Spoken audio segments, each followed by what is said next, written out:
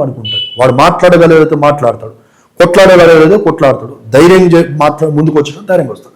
అన్నిట్లో ఏలు పెట్టుకొని వాడానంటే వాడి దగ్గర టాలెంట్ ఉంది, వాడు మాట్లాడతాడు.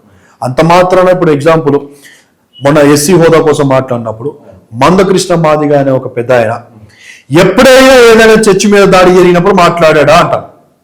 మీరు చెప్పండి, ఎక్కడైనా చూసారా? ఏ పాస్టర్ మీద దాడి చేసిన మాట్లాడా? మణిపూర్ విషయంలో ఆడవారిని ఊరేగిస్తుంటైనా క్రిస్టియన్స్ అనే వారిని మాట్లాడా? ప్రవీణ్ పగడాల విషయంలో ఎక్కడైనా మాట్లాడిన వాళ్ళ మనుషులు డప్పులు కొట్టుకోవడం, మళ్ళీ వాళ్ళ సొంత ఛానల్లో మాట్లాడుకోవడం అది లేదు. ప్రవీణ్ అనే విషయంలో నేను, అదే బాబు, అభినయ్ దర్శన్, కే పాల్, హర్ష కుమార్, ఈ 5-6 మంది తప్ప ఇంకెవరు కూడా కొట్లాడింది లేదు.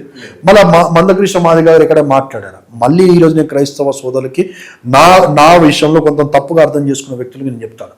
రేపన్నాడు ఈరోజు జరిగింది అభినయ్ దర్శన్, మందకృష్ణ మాదిగ ఎక్కడ పోయినట్ట ఆయన పగడ్బందీగా నేను హిందువుని అని చెప్పుకున్నాడు.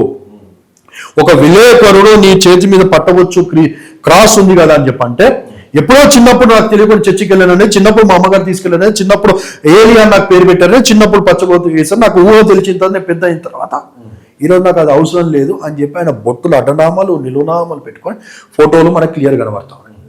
మళ్ళీ అలాంటి వ్యక్తి ఈరోజు క్రైస్తవంకి ఏం చేస్తాడు? అలాంటి వ్యక్తిని వెనకేసుకొస్తూ నాలాంటి నిజాయితీగా పోరాడే వ్యక్తులు దూరం చేసుకుంటున్నారు కొంతమంది సోదరులు.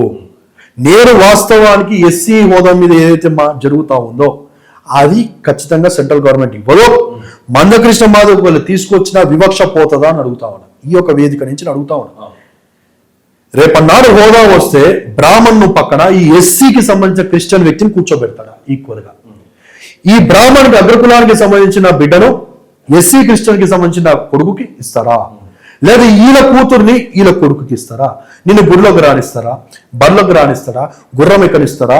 బావి నీళ్ళు తాగనిస్తారా? ఇంటి ముందు నుంచి పోనిస్తారా? వివక్ష పోదు కదా. మళ్ళీ ఎస్సీ హోదా కోసం కొట్లాడి ఏం లాభం అంట. నేను దానికోసం ఒక సొల్యూషన్ ఫైండ్ అవుట్ చేశాను, దానికోసం ఇట్లా మాట్లాడుతున్న వ్యక్తిలో యూనిటీ కోసం మీరు అడిగారు కూడా మాట్లాడుతాను. నాలాంటి వ్యక్తిని కొంతమంది గ్రూప్లోకి వెళ్ళి తీసేయడము, నా మీద రకరకాలుగా మాట్లాడటము, వేదికలు మీదకి రానికొని చేయడము, రకరకాలుగా చేసుకుంటే రేపన్నాడు ఇదిగో ఈ యూనిటీ ఈరోజు మనకు మిస్ అయ్యి రేపన్నాడు మనం ఒంటరిగా ఎంతో మన మీద దాడులు జరుగుతాయి. సో అలాంటి తప్పులు చేయొద్దని చెప్పి నేను ఎల్లవేళలా క్రిస్టియన్ కమ్యూనిటీ కోసం నా ప్రాణాలు పెట్టడానికి నేను సిద్ధంగా ఉన్నా అని చెప్పి తెలియజేస్తాను. ఒకటి.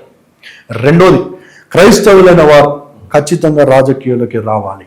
నువ్వు టీడీపీలో ఉన్నా, కాంగ్రెస్లో ఉన్నా, నువ్వు ఏ పార్టీలో ఉన్నా నువ్వు ఖచ్చితంగా రాజకీయాల్లోకి రా. నువ్వు రాకపోతే వాయిస్ గొంతుగా ఎవరైతే గట్టిగా నాలాగా మాట్లాడుతున్నారో అలాంటి వారికి అవకాశం ఇవ్వు. బైబిల్లో ఒక మాట ఏముందంటే, నువ్వు వెళ్ళలేకపోతే వెళ్ళేవాడిని పంపించో, నీతో చేత కాకపోతే చేత వానితో, దమ్మున్న వానితో, ధైర్యం ఉన్న వానితో, చేత చేసే వ్యక్తులతో నువ్వు మాట్లాడించంట. నేను అలాంటి వారికి అవకాశాలు కలిగించంట. ఇలా నేను చాలా చూస్తా, వాళ్ళ పేర్లు ఎందుకు కానీ, నేను వస్తే వాడి సీట్ ఎక్కడ పోతుంది, నేను వస్తే వాడి పొజిషన్ ఎక్కడ, ప్రథమ పెద్ద పార్టీస్ కోసం నేను మాట్లాడు అని చెప్పి నా తోటి క్రైస్తవ సోదరులే నన్ను వెన్నుపోటు పొడిసి నన్ను కిందకి లాగి నా మీద కేసులు పెట్టి రకరకాలుగా చేశారు. అలా చేయడం బట్టి క్రైస్తవ్యానికి నష్టమే. కాబట్టి అలాంటివి చేయొద్దని చెప్పుకున్నాడు. మూడోది, గవర్నమెంట్స్కి నేను రిక్వెస్ట్ చేసింది, ఉన్న 2 గవర్నమెంట్స్కి క్రిస్టియన్ అట్రాసిటీ యాక్ట్ మాకు ఇవ్వండి. ఎస్సీ ఎస్టీ అట్రాసిటీ యాక్ట్ ఎట్లా ఉందో, హేట్ స్పీచ్ ఎట్లయితే ఉందో, ఈ హేట్ స్పీచ్ ని బేస్ చేసుకుని ఎవరైతే హేట్ స్పీచ్ స్ప్రెడ్ చేస్తా ఉన్నాడో కరుణాకర్ సుగుణ, లలిత్ కుమార్, డిచ్కీ బాబా ఇమ్మీడియట్ అరెస్ట్ చేయండి, తీసుకెళ్ళి లోపడే. అజయ్ బాబు ఫ్రీడమ్ ఆఫ్ స్పీచ్ అని చెప్పి మాట్లాడితే ఆయన తీసుకెళ్ళి 7 రోజులు రిమాండ్ చేసి లోపడేసావే. మళ్ళీ నేను డిచ్కీ బాబా మీద 3 కేసులు పెట్టా, 2 కేసులు కరుణాకర్ సుగుణ, దాంతో లలిత్ కుమార్ మీద పెట్టా. వాళ్ళని ఎందుకు అరెస్ట్ చేయలే నువ్వు? అంటే వాళ్ళకు ఒక న్యాయం, మాకు ఒక న్యాయమా? హేట్ స్పీచ్ చేసి ఈరోజు బీజేపీని వాళ్ళు బలోపేతం చేస్తూ 2 రాష్ట్రాల్లో బీజేపీని తీసుకొస్తుంటే రేపన్నాడు రేవంత్ రెడ్డి గారు మీరు సీఎం అవ్వరు, తెలంగాణలో బీజేపీ వస్తుంది. రేపన్నాడు ఆంధ్రలో కూడా సీఎం చంద్రబాబు నాయుడు గారు మీరు ఇదే విధంగా వీళ్ళు ఇలాంటి వాళ్ళు మీరు వదిలేస్తే, మతాల మధ్యలో ఘర్షణ చేసి రఘురామకృష్ణ కూడా వదిలేస్తే రేపన్నాడు